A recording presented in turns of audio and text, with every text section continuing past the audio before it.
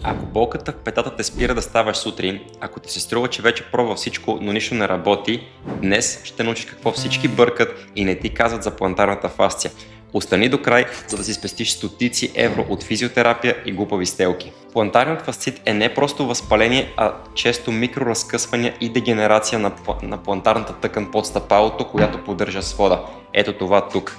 От петата до пръстите стига. Най-честите причини са рязка смяна в натоварването, примерно ако сменим работата с повече ходене или пък започнем повече да бягаме без да сме свикнали, ако имаме липса на мускулна поддръжка на свода или пък ако носим тесни обувки или пък с твърда подметка, тогава също може да се натоварва.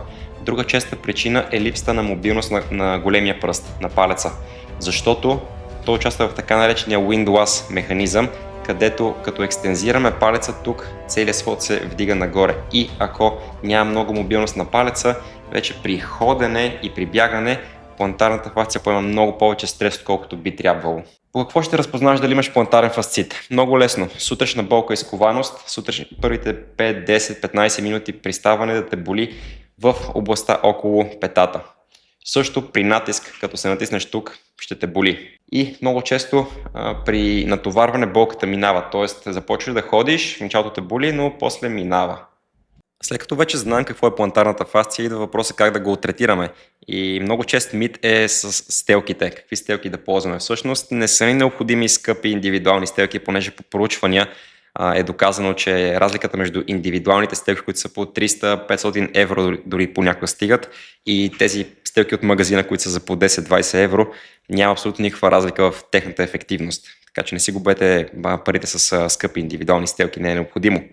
Втори мит е разтягането на плантарната фасция. Всъщност отново проучванията показват, че не е необходимо да разтягаме плантарната фасция и ефекта от разтягането спрямо упражненията е много по-слаб, отколкото само упражнения. Така че това, което наистина трябва да направим е да натоварваме плантарната фасция, за да заздравее, понеже самият процес, пак казваме, не е възпалителен, а е дегенеративен. Тоест ние трябва да даваме стимул на тази фасция да изгражда нова и здрава тъкан. Единственият ефективен начин е чрез натоварване, чрез упражнения. И какви упражнения трябва да правим? Първото упражнение, което винаги даваме в нашата клиника, е функционално упражнение за мобилност на палеца. Поставяме палеца върху една кърпа, така че да бъде в лека екстензия нагоре, права стъпка с другия крак напред и от тук премествам тежестта напред и вдигам ръцете, за да се екстензирам хубаво нагоре. Натискам с палеца на задния си крак, за да може хубаво да го раздвижа него.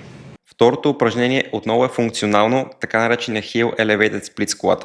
Тук поставям пръстите на ходилото върху някакви тежести, така че петата ми да виси в въздуха, но да няма опора под нея. По този начин хубаво трябва да стисна с мускулите на стъпалото си, за да запазя петата си хоризонтално, да не пада надолу, докато изпълнявам напад.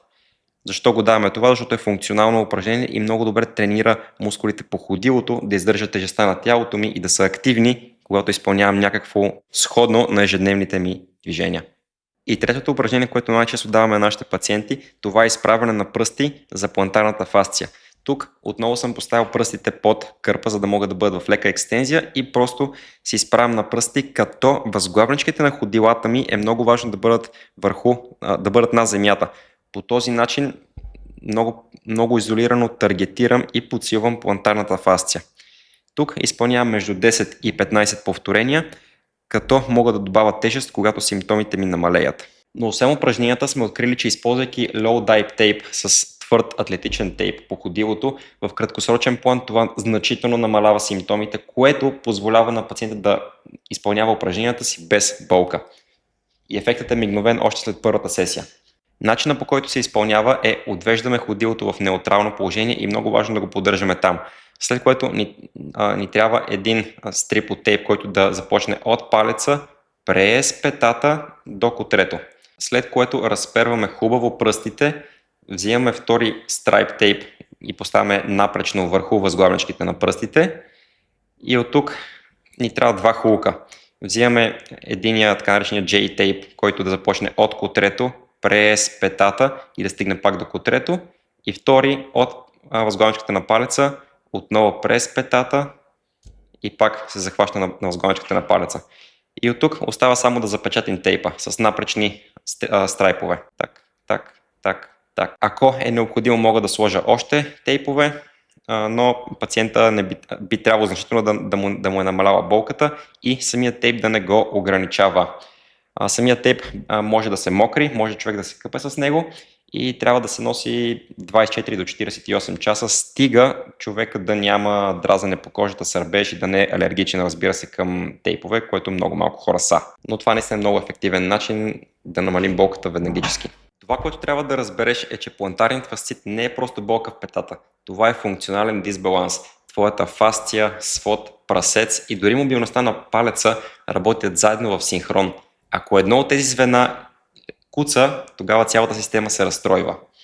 Затова правилното лечение винаги включва мобилност на палеца, сила на прасеца и на плантарната фасция отдолу и подкрепа чрез по-широки обувки или тейп. И също нещо много важно, че пациентът трябва да бъде търпелив.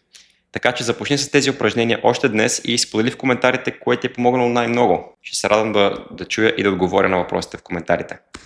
Абонирайте се за повече рехабилитационни видео уроци. Харесайте видеото, ако ви е било полезно и го споделете с приятел, на когото може също да бъде то полезно. Това беше от мен. До следващия път.